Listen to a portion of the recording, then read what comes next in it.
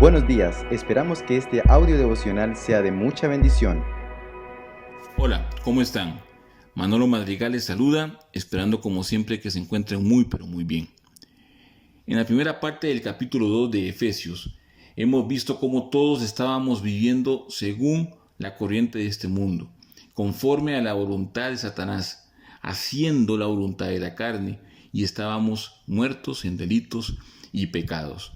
También vimos que según la misericordia de Dios para con nosotros y su gran amor, y a pesar de nuestra situación, Él nos ha dado vida y nos ha resucitado con Cristo.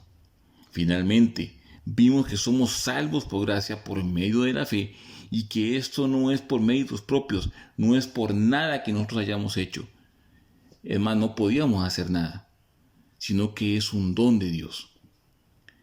Esta carta de Efesios está dirigida en su mayoría a personas que no eran judías, o sea, que eran griegos o de otras nacionalidades, los cuales eran tratados por los judíos como paganos, porque les decían gentiles, personas que eran separadas de la salvación de Dios. Podemos ver que hay una gran brecha entre estos dos pueblos.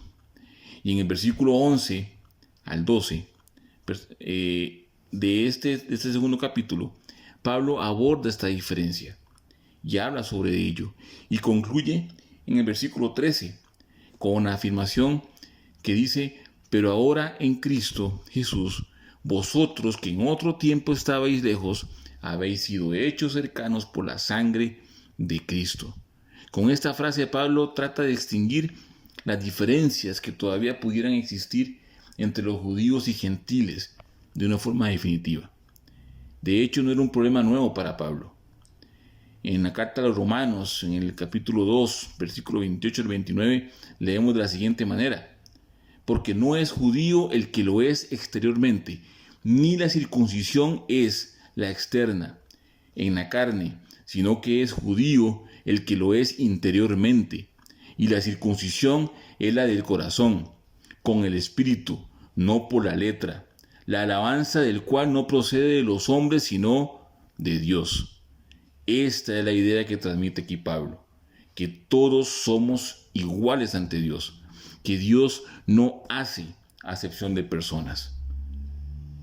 Pero en el versículo 11 vemos cómo la diferencia que habían impuesto los de la circuncisión, o sea, los judíos, era una diferencia basada en una señal hecha en la carne. Esto nos lleva a considerar lo fácil que sería aparentar ser uno de los elegidos sin serlo realmente. Y hoy en día tenemos los mismos problemas. ¿Cuántos están en nuestras iglesias o en nuestra iglesia aparentando, pero no lo son? Simplemente son apariencia. Moisés hace una referencia al respecto. En Deuteronomio capítulo 10, versículo 16, dice: circuncidad pues el prepucio de vuestro corazón y no endurezcáis más vuestra cerviz. Hoy sabemos que entre los que se llamaban circuncisión en aquel tiempo, estos son los judíos, muchos de ellos que en su interior eran incircuncisión, o sea, no eran reales y no obtuvieron la salvación de Dios. En el Evangelio según San Juan capítulo 1 versículo 11 al 13 lo refleja claramente. Dice: a los suyos vino y los suyos no le recibieron, pero a todos los que le recibieron les dio el derecho de llegar a ser hijos de Dios, les dio la potestad de ser hechos hijos de Dios, es decir, a los que creen en su nombre.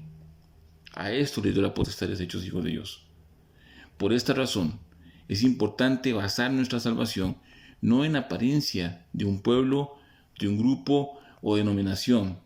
No porque pertenezcamos a una iglesia es que las personas son salvas. No nos equivoquemos cuando veamos a una persona que tal vez solo va a la iglesia y pensamos que es salva. Posiblemente sí, pero no es la regla. No nos podemos basar solo en cosas externas, sino que debemos de basarnos en los cambios reales del corazón, en aquellos que cada uno sabe cómo Dios opera en cada uno de nosotros. Debemos circuncidar nuestro corazón, dice la palabra de Dios. De hecho, si lo hacemos, a la postre, eso se va a reflejar en mi conducta externa. Dice también la palabra de Dios y concluye con una afirmación contundente. Estos que eran gentiles, o sea, también nosotros, dice que estaban sin esperanza, sin Dios en el mundo. Y este sin Dios es traducido en la palabra griega aseboí, que da la misma raíz a palabra atea. Y aquí no significa tanto el hecho de ser ateo o de negar a Dios, sino que trata de recalcar la postura de una persona ignorante con respecto a Dios. Los griegos tenían muchos dioses, incluso tenían un dios que se llamaba el dios no conocido, por si se les olvidaba alguno o dejaban de lado alguno. El problema de los griegos es que no tenían al Dios verdadero. Esta postura de ignorancia de Dios es la que se remarca aquí. Hermano, querido oyente, quiero hacerle una pregunta. ¿En qué basa usted su salvación? ¿O en qué basa usted su crecimiento espiritual? ¿Solo en cambios externos? Y le hago otra pregunta más.